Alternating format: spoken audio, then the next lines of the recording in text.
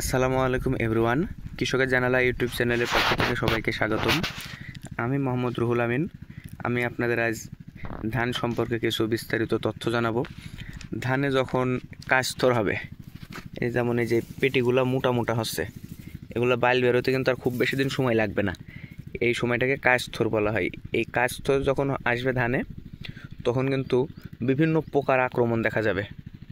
পোকাগুলো ধানের বিভিন্নভাবে ক্ষতি করতে থাকবে এবং এই পোকাগুলো দমনের জন্য নিয়মিত ধানে স্প্রে করতে হবে কীটনাশক, সাথে ছত্রাকনাশক স্প্রে করতে হবে। ছত্রাকনাশক স্প্রে না করলে ধানে এই কাস্তর অবস্থায় কিন্তু পচন লাগে। এই পচনটা রোধ না করতে পারলে ধানে কিন্তু ফলন ভালো হবে না। দেখেন এইসব পেটিগুলো অনেক মোটা মোটা হয়ে গেছে ধানের।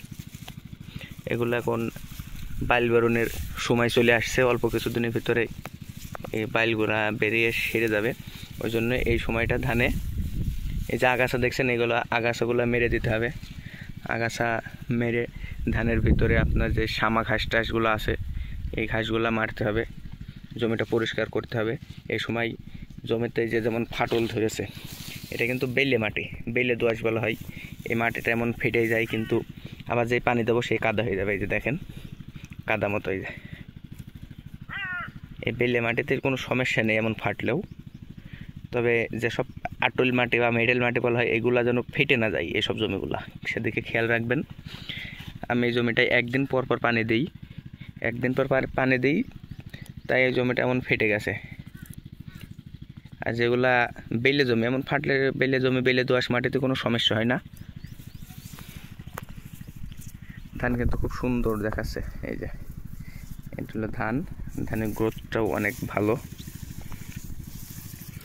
বেলে দোআঁশ মাটিতে একদিন পর পর পানি দেওয়াটাই সব ছাড়া বেশি উত্তম। এই যে এখানে যে পোকা কিন্তু অলরেডি জমিতে আছে কিছু কিছু জায়গায়। অবশ্যই ভালো কীটনাশক স্প্রে করতে হবে কাস্তর অবস্থায়। এই গোছগুলো কিন্তু খুব বৃদ্ধি পেয়েছে। এই সময় কিন্তু আবার খুব পচা লাগে ধানে। পচার জন্য যেমন এমিস্টার টপ আছে, টিল্ট আছে, স্কোর আছে, এসবগুলো ব্যবহার করা যেতে পারে। আর ভিতরে যে শামা ঘাসগুলো আছে, শামা ঘাসগুলো কিন্তু ওষুধে মরে না। শামা ঘাসগুলা ভিতরে হেঁটে বেড়ে বেড়ে শামা ঘাসগুলা মেরে দিতে হবে, শামা ঘাস মারতে হবে। পাশাপাশি ধানের জমিতে কিছু ওই যে কুঞ্চি টুঞ্চিগুলা, যেমন বাঁশের কুঞ্চি বলা হয়, এগুলো পুঁতে দিলে এখানে বিভিন্ন রকমের পাখি বসে। পাখি বসলে পোকাগুলা কিন্তু পাখি সব খেয়ে নেবে। সব পোকা তো আর ওষুধই মারবে না, কিছু পোকা খেয়ে নেবে পাখিতে। ওই জন্য ওইগুলা পুঁতে দেবেন। আমি ওইগুলা পুঁতবো সময় পেলে, সময় পাচ্ছি না তো এখন। আমার এই আইলগুলায় অনেক ঘাস হয়েছে, ভিতরে ততটা ঘাস নেই যতটা ঘাস এই জমির চারি আলি আছে। ওই জন্য এই আলি ঘাস মারার জন্য আমি একটা আজকে লেবার নিয়েছি। ঘাসগুলো সে মেরে দিচ্ছে সুন্দর করে, নিড়ানি দিয়ে মারছে। আমাদের এদিকে আঞ্চলিক ভাষায় এটাকে নিড়ানি বলা হয়, কিন্তু এই নিড়ানি দিয়ে ঘাসগুলা মেরে দিচ্ছে। এই ঘাসগুলা মারার পরে আজকে আর পানি দেবো না, পানি দেবো কালকে। পানি আবার লোড করে দিতে হবে একদম। খুব সুন্দর করে ঘাসগুলা মারছে। এই যে প্রচুর ঘাস হয়েছে সারি আলি।